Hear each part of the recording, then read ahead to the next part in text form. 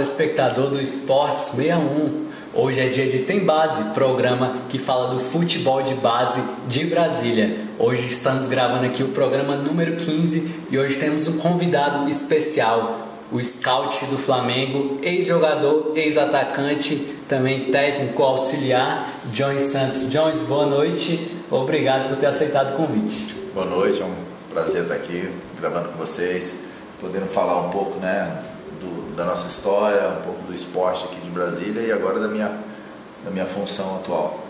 Jones, você não é nascido em Brasília, né? Você nasceu em Goiânia, mas veio para Brasília com 2 anos, não é isso? E começou na sua carreira aí como jogador, mesmo criado no DF, nos tempos áureos, né, do futebol candango ali no começo dos anos 2000, não é mesmo?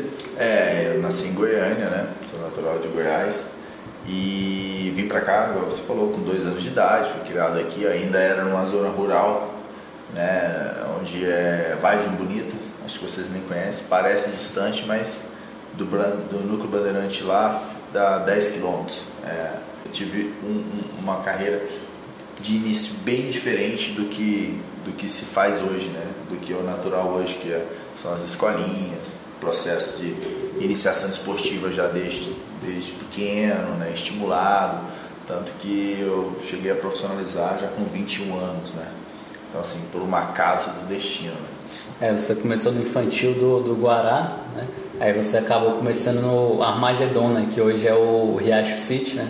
O Esbolamense. E aí sua carreira foi fluindo, né? De uma forma, você foi campeão logo cedo, né? Com o CFZ. Como foi esse começo de carreira que já foi avassalador? Eu iniciei já no infantil do Guará, como você falou, né? Com o seu Morales.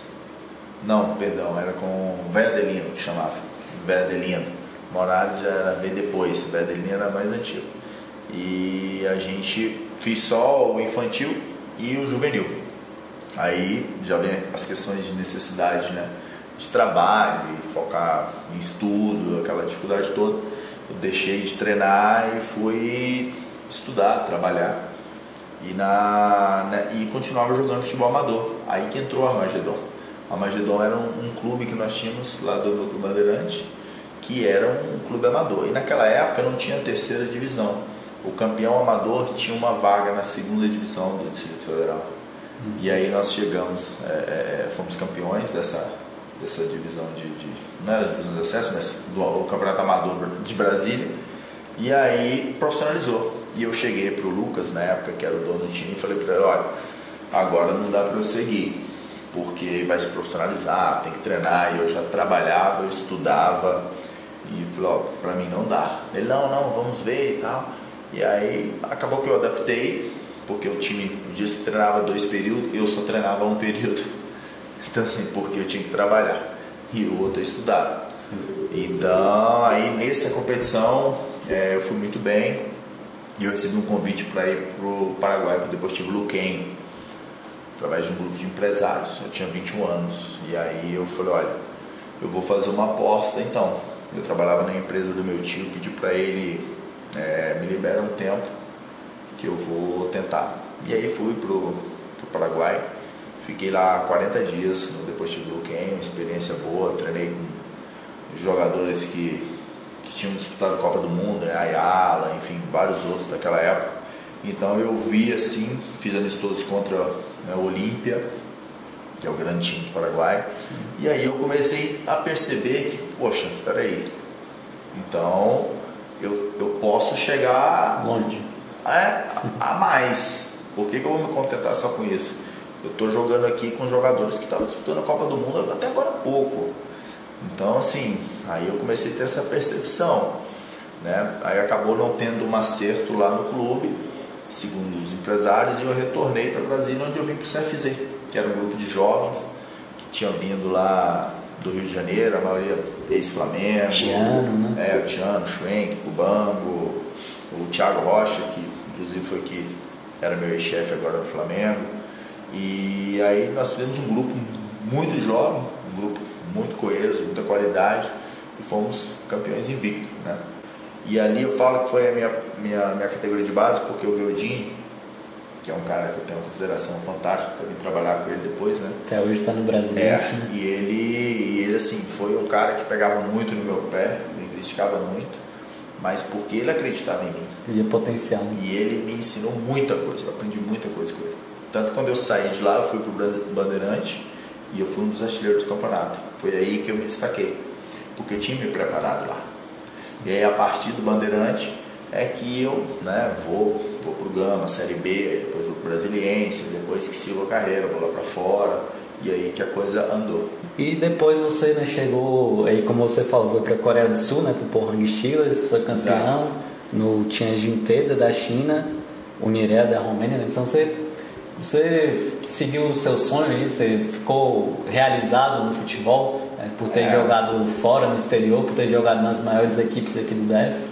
Eu sempre digo assim, que da onde eu saí e as condições que eu tive, chegar onde eu cheguei, jogar nos estádios que eu joguei, conseguir os títulos que eu consegui, eu sou o cara mais feliz do mundo. Vencedor. Eu sou muito vencedor, porque eu saí de uma situação totalmente adversa, tanto de criação, de condições de treinamento, de condições de vida, entendeu? E eu consegui jogar com atletas extremamente de alto nível. No Pohang Steelers, por exemplo, os brasileiros eram eu, Schwenk, coincidentemente de novo, meu amigo, inclusive nós falamos muito ontem,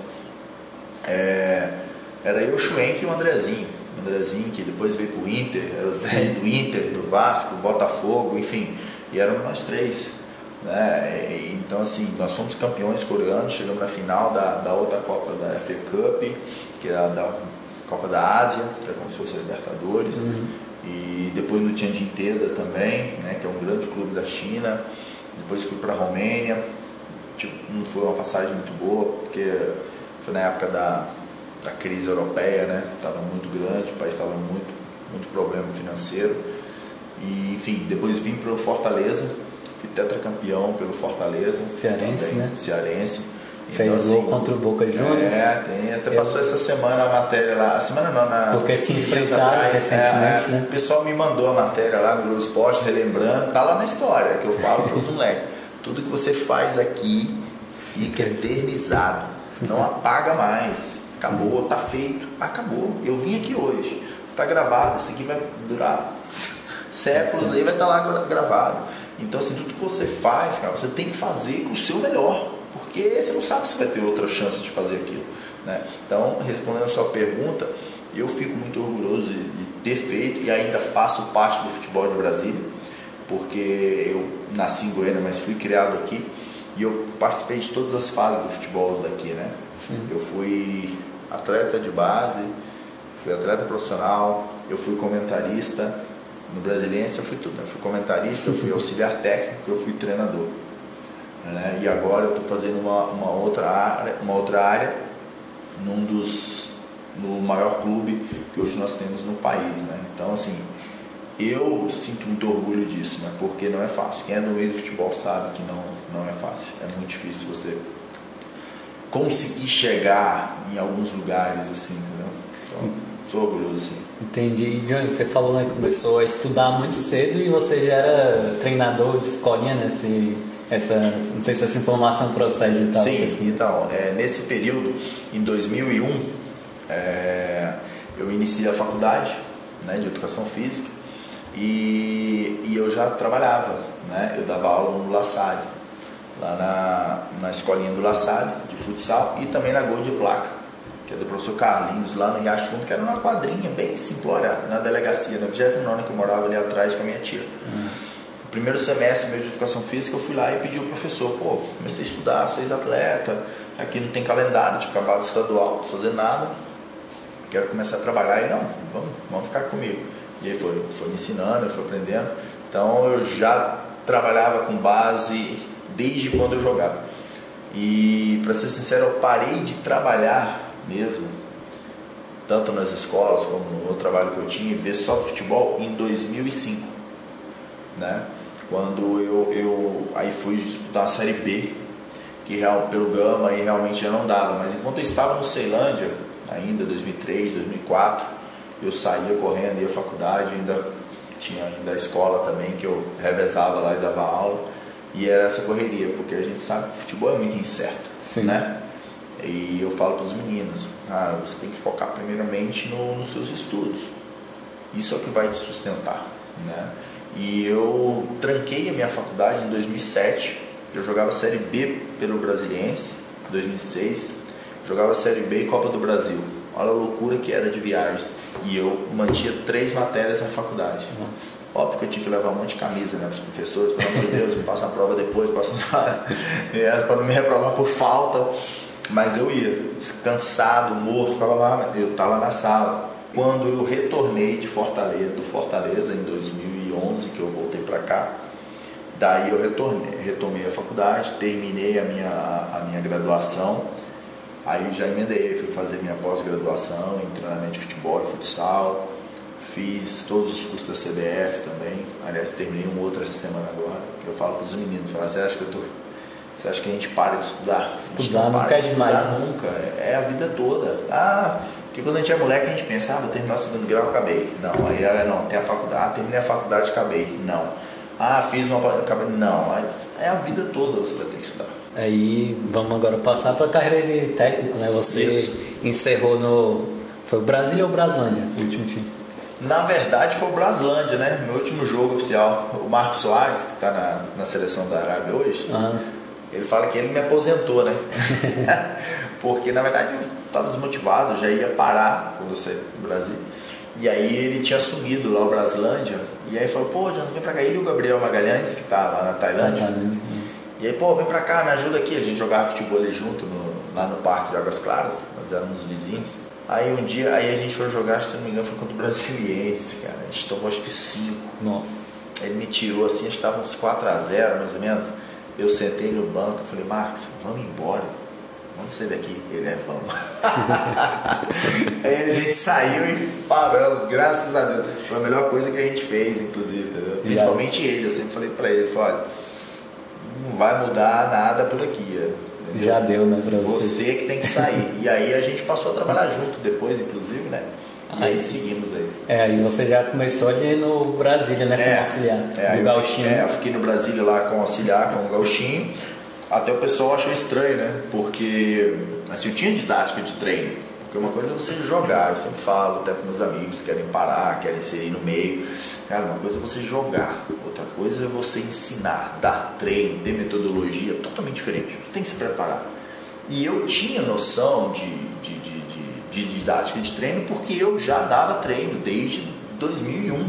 E aí fiquei lá com o Gauchinho, nós chegamos na final, né? Foi histórico, porque foi a inauguração do Mané Garrincha, né? Tá lá na história, mais uma coisa. Tá lá, participei da inauguração contra o Brasiliense, perdemos a final. Normal, o Brasiliense tinha um bom investimento e tinha, né? Que é aquilo mesmo, tinha que ser o campeão no momento. E nós fizemos por merecer que chegamos na final. Ganhamos vaga Copa do Brasil, Copa Verde, que na sequência, inclusive o Brasília veio ser campeão.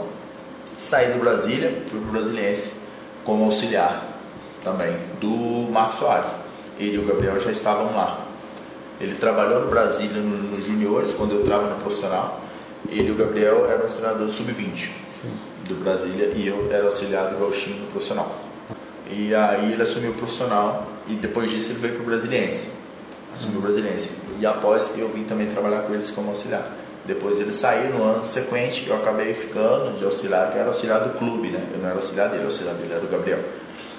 E aí eu fiquei, aí o Sr. Luiz fez o convite aí para eu ficar lá treinando o pessoal até ele formar a equipe e acabou que eu fui efetivado, né? Eu falei, eu ainda saí invicto, né? Eu ganhei 3 jogos, empatei 3, então não perdi nenhum. E teve o Brasiliense, você foi auxiliar também do Gama, né? Isso. Do Real Brasília, Isso. a Napolina, aí no Clube o antigo Taguatinga, né? Clube Atlético Taguatinga, você foi técnico também? Eu fui treinador, esse aí foi o quê? Quando eu saí do Brasiliense, em 2015, eu saí no início do Candangão, e aí eu fui fazer a licença B da CBF, e após isso surgiu uma oportunidade para ir para o Japão, trabalhar com base também. No Japão eu fazia uma função que é como se fosse um coordenador técnico. Lá o esporte no Japão é semelhante com o americano, né? Nas escolas. Então eu treinava as duas categorias da escola e também dava treinamento para os professores, né? De fazer clínicas nas escolas próximas para fomentar o esporte na província de Hokkaido, uma província bem fria, inclusive, a ilha mais fria do Japão. E aí fiquei lá esse período, foram 7 meses. Quando eu retornei do Japão em 2016, aí o Taguatinga tinha 5 jogos para terminar, brigando para não cair. E aí o presidente, pô, me ajuda lá e tal, não sei o que. Eu falei, tô aqui em casa sem fazer nada. Fui lá. Daí nós ganhamos 2 jogos, empatamos 2, isso. E tinha um 5º jogo. Só que nessa aí ele já tinha se livrado do rebaixamento. E se empatasse com o Gama lá no Bezerrão, que era o último jogo, se empatasse, ou mesmo que perdesse, dependendo de uma combinação de resultado, o Taguatinga classificaria para a próxima fase. Caraca. Aí era uma tragédia, por incrível que pareça, seria uma tragédia, porque teria uma folha a mais de pagamento, né? E aí, sabe como funciona o nosso futebol daqui de Brasília, né? Ele pegou, eu tinha dado o treinamento, né, o apronto na sexta-feira, sábado de manhã, tá eu indo pro fazer a bola parada, né, depois o recreativo pra gente ir pro jogo. Aí ele me liga às 7 da manhã, bom dia, tudo bem? Então, tudo bem, brasileiro? Você pode me encontrar ali no Pistão Sul, que é o caminho do CT, né? Falei, claro, eu posso. Tá bom, encontra lá, falou. Parei lá, encontrei ele. Ele, não, é o seguinte, você não precisa mais ir pro jogo, não. Eu falei, não, presidente, o que houve? Não, eu vou te tirar, porque não deu e tal. Eu tô sendo demitido, né, presidente? Tá sendo demitido. Tá bom, tudo certo, beleza. E aí voltamos. Aí o que ele fez? Ele foi pro jogo, ele foi lá, segundo me falaram, né? Os atletas me ligaram depois sem entender nada. Ele deu o treino, mudou tudo e ele fez o jogo contra o Gama, né? Obviamente perdeu, né? E ficou fora, acabou, né? Enfim, seguiu a vida dele. Mas isso é mais um motivo para você ter que parar de trabalhar, né? São coisas que parece absurdo, mas que acontece até hoje, está acontecendo o tempo todo aí. As velhas manias, né? As velhas, novas e atuais, inclusive, né?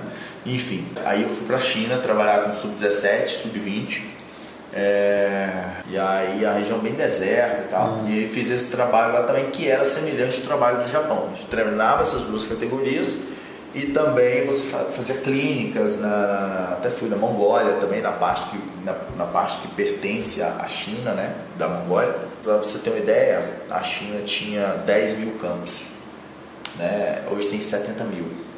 E o objetivo é 150 mil campos. E eles colocaram a disciplina futebol nas escolas para fomentar o esporte. Então era obrigatório. Na China você não tem escolha, né? Eu quero. Não, você vai fazer, é obrigatório. Aí quando eu voltei da China, que aí veio pandemia, parou tudo e tal, aí que eu fui depois com o Rafael Toledo. O Rafael Toledo era meu auxiliar, né, no Brasiliense, eu levei ele. Depois ele foi meu auxiliar lá no Taguatinga, nesses fatídicos jogos lá. Depois nós fomos, aí depois eu voltei e fui ser auxiliar dele no Anapolina e depois no Real. Foi aí que veio o convite para ir pro Flamengo. Apareceu essa oportunidade, né, de eu estar trabalhando nessa área, que era uma área nova, era então para mim uma área nova, e eu tive que também procurar entender, me capacitar, me qualificar, passei por um processo seletivo, etc e tal. Você já está há 3 anos, né? 3 anos, fez agora fiz em abril fez 3 anos. E como surgiu a oportunidade e como você recebeu, né? Você foi uma coisa nova para você, né? Você quis capacitar mais, né? Então, na verdade, o Thiago Rocha, que na época era o Thiaguinho, lateral esquerdo dessa equipe nossa do CFZ, de 2002. É que eu falo das relações. Eu falo para todo mundo, falo para os garotos, olha, o futebol ele não te dá milhões. Alguns, raríssimos e pouquíssimos, vão ganhar milhões, vão viver daquilo, ok. 99%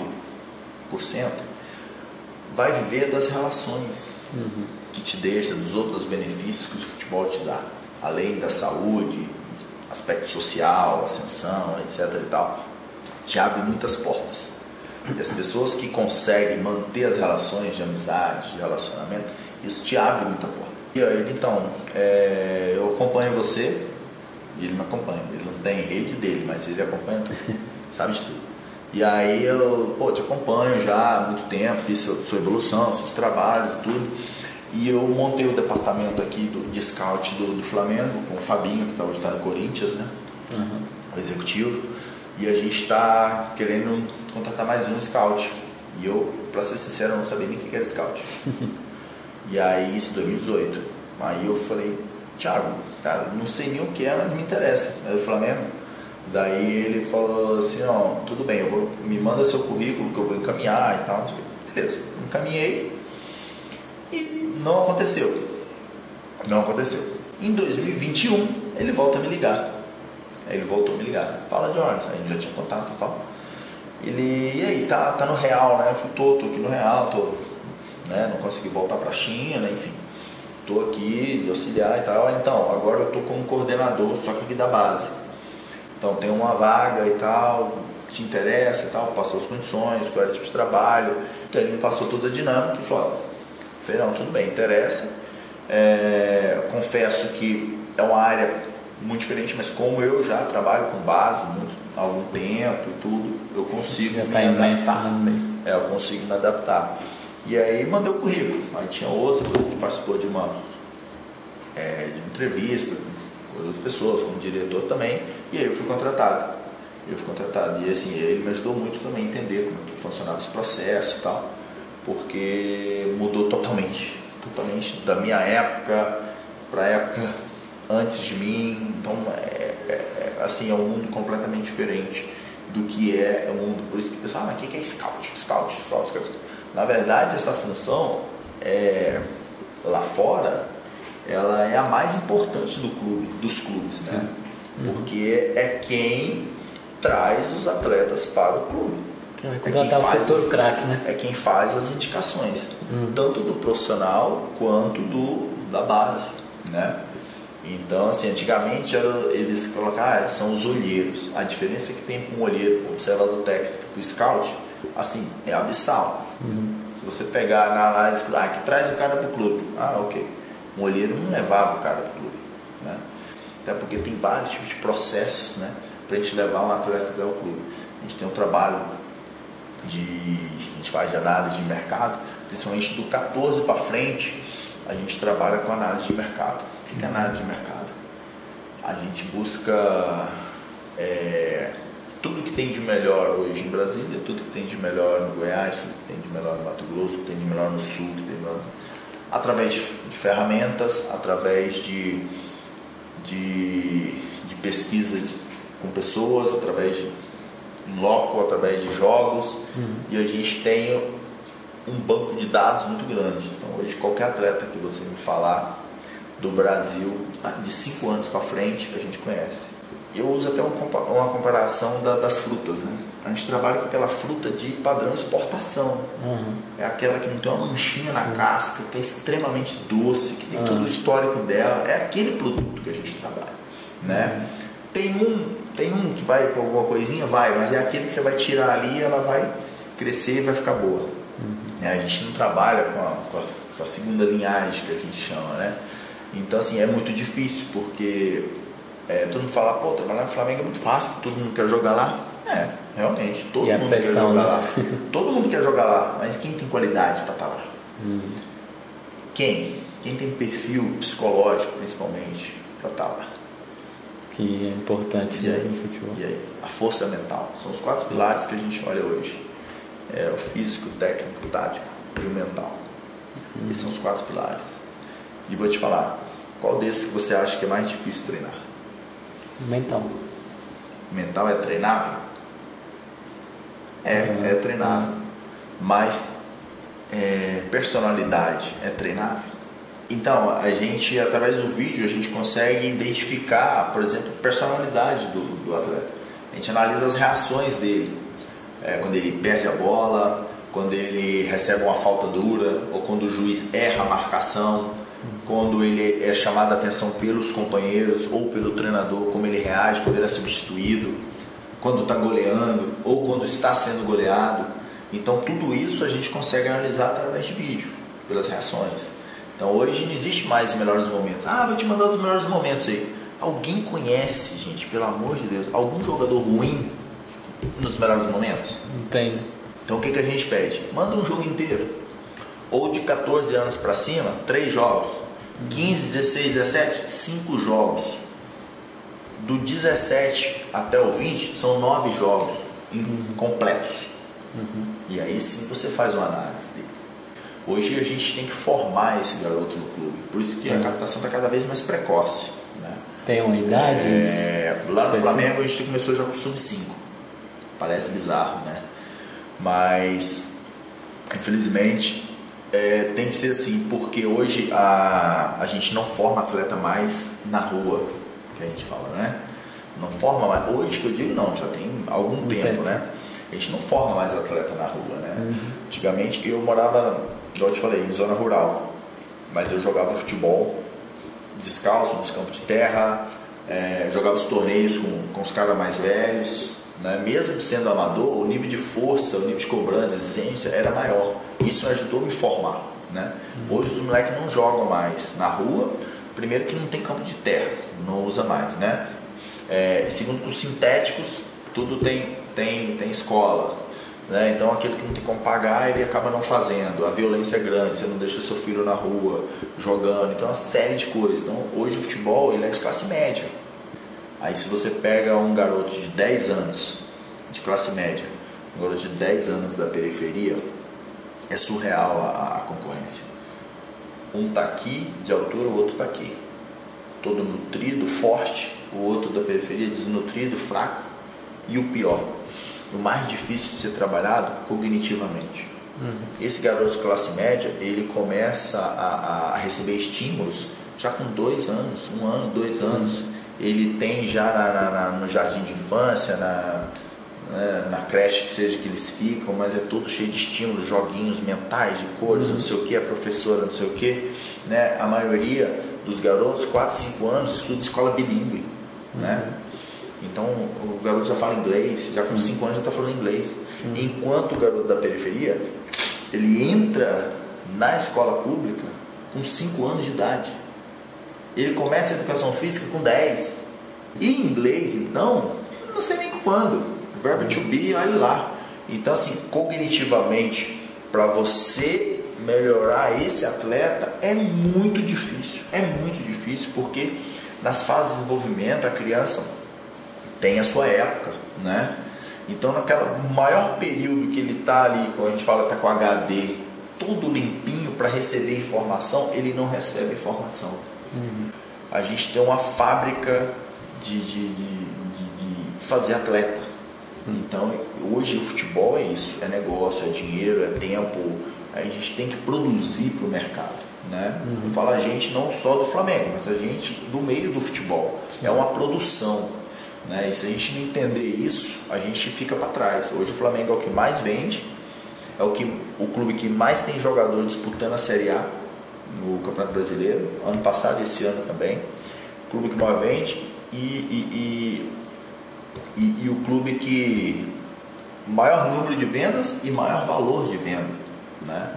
Então vende bem, né? O processo vem a captação, a estrutura, o desenvolvimento, né? E aí depois a inserção dele no mercado. E aí onde está a captação começa aí. A gente começa com 5, 6. Hoje já tem lá, se você for num Fla-Flu, ano passado teve Flamengo e Vasco, final sub-6, amigo, se você entrar lá você treme. Aí como é que eu vou pegar um menino aqui, que joga na escolinha ali, treina no projetinho 2 vezes na semana, a mamãe leva, papai leva, faz treininho, o pai enche o saco do treinador o tempo todo para fazer o treino que ele quer, para botar o menino como é que ele quer, que o pai sempre sabe tudo, né? O pai sabe tudo. E aí vai concorrer com um garoto que já está há 4, 5 anos num clube desse, recebendo todo apoio psicológico, pedagogo, de treinador, preparação física, nutricionista, todos os melhores treinadores à disposição dele, fazendo 8 refeições por dia. É surreal a diferença, é abissal, não dá para concorrer. Tem por isso competir. Quando o pessoal me oferece jogador, eu falo, gente, Vocês já viram algum atleta de base, de alto rendimento jogar? Não, vá nos clubes, visita os clubes, se você quer trabalhar com atleta de alto rendimento, procure conhecer, isso é qualquer área. Qualquer área. Como é que eu vou entrar numa área? Eu tenho que conhecer a área. Então vá visitar os clubes, vá nas competições, leve seu time, entendeu? E aí você começa a ter parâmetro. Às vezes você está bem melhor do que você pensa que está, né? Ou às vezes você está muito pior do que você pensa. Então, para você começar a ter parâmetro e entender como é que esse mercado funciona. Assim, a gente tem muita dificuldade, principalmente dos pais, entenderem o processo. Por incrível que pareça, 90% dos pais atrapalha a carreira dos garotos, né? Por isso que no clube o pai não entra, deixa seu filho na porta e volta no final do treino. Mas mesmo assim eles ainda conseguem atrapalhar, né? Eles vão nos jogos, né? Isso você permite, né? Eles vão nos jogos, eles gritam e tal. E o problema é o pós-jogo, né? Isso estou falando do clube. Os projetos é muito pior. O projeto é muito pior, que falta pegar o menino aqui pelo pescoço, movimentar ele, pega o treinador, xinga o juiz, dá soco no juiz. Eu já vi cada aberração que chega da vergonha de estar no meio desse, né? Isso com criança que a gente está falando, né? Então assim, no clube, esses pais e mães passam por um processo também de palestras, né, dentro do clube, mostrando qual é o tipo de comportamento que ele deve ter com um determinado acontecimento com o filho, né? Tudo isso baseado na ciência, ciência, é psicóloga, é pedagoga, é orientadora, de todo jeito, em todos os profissionais, que conversa com todos os departamentos. Por isso que quando as pessoas falam, sei quem revelou não sei quem. O treinador revelou ninguém, gente. O treinador só treinou. Cada um fez sua parte. Sim. Cada um fez sua parte. Um processo de formar um atleta, então 20 anos. Aí em 20 anos, aí ele treinou com você 3 meses, você revelou ele. Cara, não existe isso, é um processo. Aí é onde entra tudo isso. Aí a gente tem reuniões, todos os departamentos são integrados. Eu tenho que saber, entender tudo como o clube funciona, como a orientadora psicológica, a pedagoga, orientadora psicológica quer, como que o nutricionista quer, como que o fisiologista quer, que tipo de perfil fisiológico ele quer, que tipo de fibra que ele quer, que o preparador físico gosta de trabalhar. Aí vem o corpo técnico, aí vem o caderno metodológico do clube, com as ações técnicas deles, né? Então assim, é muito complexo para chegar e falar, não, aquilo ali é bom. É muito complexo, é muita coisa. Jones, eu queria puxar um pouco pro lado do DF, né? Você citou aí alguns exemplos, né, e tudo mais, e você é scout, você está falando aqui do Centro-Oeste, mais especificamente Centro-Oeste, né? Você ainda vai cobre outras regiões, né? Você estava falando pra gente. E que você vê, como você vê o cenário de hoje, né, da base do DF? Hoje você já tem mais alguns times investindo, a federação agora voltou com o Candango Sub-11 e Sub-13, né? Como você vê? Você vê a evolução desde quando você foi jogador? Você vê com otimismo o futuro? Como você enxerga, assim? Olha, Brasília, especialmente Brasília, eu sou responsável pela região Centro-Oeste, como você falou. Brasília e Goiânia, especialmente, né, Brasil e Goiás, tem o maior potencial de atletas do Brasil. Do Brasil. A maior celeira aqui, maior produção. Todos os clubes do Brasil hoje têm no mínimo 5 a 10 atletas. Brasil e Goiás, fato. E Brasília especialmente, falando de Brasil, hoje o cenário obviamente é muito melhor do que na minha época, né? Mas mesmo naquela época já saíam muitos jogadores. A respeito da federação, o que a federação está fazendo é excelente. O campeonato Sub-11, Sub-13, cara, maravilhoso, né? Se você pega hoje, a gente tem, é uma coisa que eu sempre falei, cara, eu fico impressionado. Qual o clube daqui de Brasília que tem algum percentual de algum atleta hoje? Que já recebeu algum percentual de algum atleta que foi revelado hoje? Me fala isso. Difícil, não tem. E aí eu vou te falar.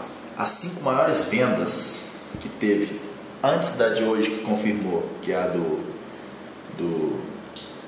menino do Palmeiras lá, que fugiu o nome do Estevão. Antes do Estevão, 5 maiores vendas. Sabe de onde é que é? Que teve? Você sabe? daqui? Não, esqueça Kaká, tô falando agora, recente. Hendrick, né? Vamos pela ordem. Renier. Robert Renan, foi pro Zenit, uma das maiores vendas. Aí veio Ângelo, né? Aí veio Hendrick e o Robert Renan, perdão, David Washington. Do Chelsea. David Washington, saiu da onde? Em Tumbiara, 200 km ali de Brasília, de Goiânia. Então, ou seja, 4 de Brasília e uma daqui do lado de Goiás. Eu tô falando das últimas 5. Vamos esquecer aquilo, tudo que tá lá, que se eu pegar lá, tem um acervo lá de, sei lá quantos, tem tudo documentado. Então assim, cara, eu tô falando de 5 atuais vendas, as 5 maiores vendas, e não tem nenhum clube de Brasília que tem 1% disso. Então assim, se eu sou diretor de um clube, eu devia fazer, não preciso nem ser do meio do futebol não, posso ser de qualquer área, é só questão de raciocínio.